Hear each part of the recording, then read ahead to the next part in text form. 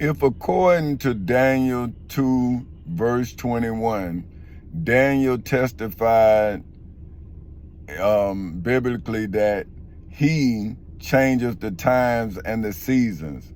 He removeth kings and setteth up kings.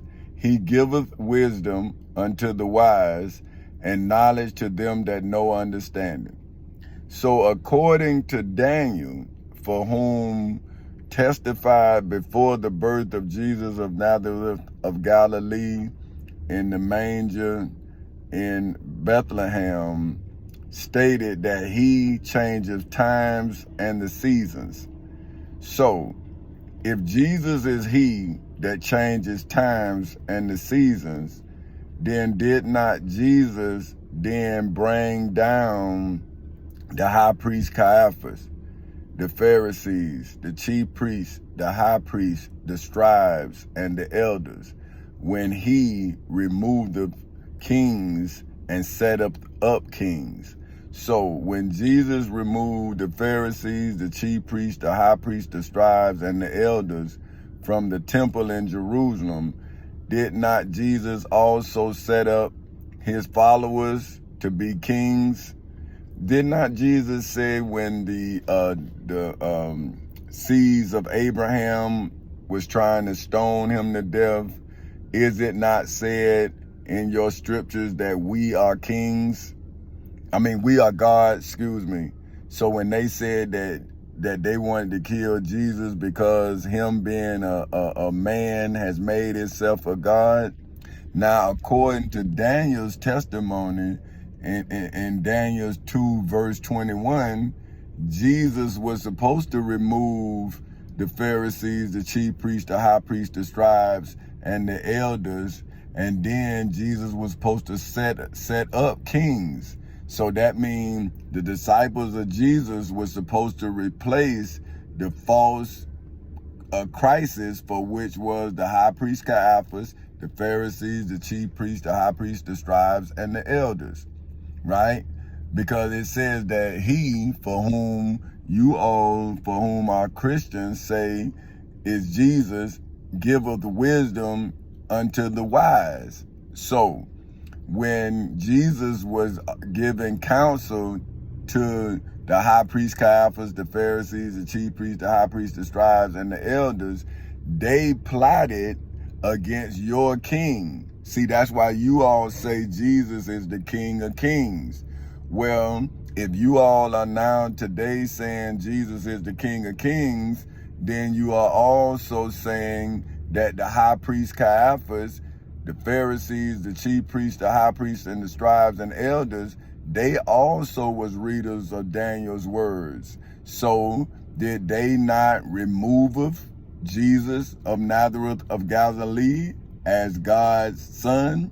They removed him from the church, right? Now we talking about in the flesh, right? So now when did he give the high priest Caiaphas, the Pharisees, the chief priests, the high priests, and the scribes, and the elders wisdom? When were they wise enough to receive the wisdom of Jesus of Nazareth of Galilee? So if the teachers during the time of Jesus of Nazareth of Galilee's existence did not receive wisdom from your Lord and Savior, when did Jesus Christ become wise enough to become Jesus of Nazareth of Galilee? Now, Daniel has testified that he giveth wisdom unto the wise and knowledge to them that know understanding. So how can you say that the high priest Caiaphas, the Pharisees, the chief priests, the high priests, the scribes, or the elders knew understanding? Because they understanding was to crucify your Lord and Savior, right? And to give Barabbas freedom. So if their discernment allowed a known criminal to everyone of that time, Barabbas was an insurrectionist, and a rebellion and was rebellious. That's why he was about to be crucified. So now, if the high priest Caiaphas, the Pharisees, the chief priests, the high priests, the scribes, and the elders was disciples of Abraham, and Abraham is the father of Islam through Ishmael, and he's the father of Christianity through Isaac, because Isaac is the father of Jacob. So how could the Israelites be Christians, right? And Abraham not be their father? So if Abraham was a religious patriarch, right, then was not Abraham reading from Moses's testimony, the Torah? Because what if there was something before Moses, what was it? Then if it was something before, if Abraham was before Moses, then what did Abraham write?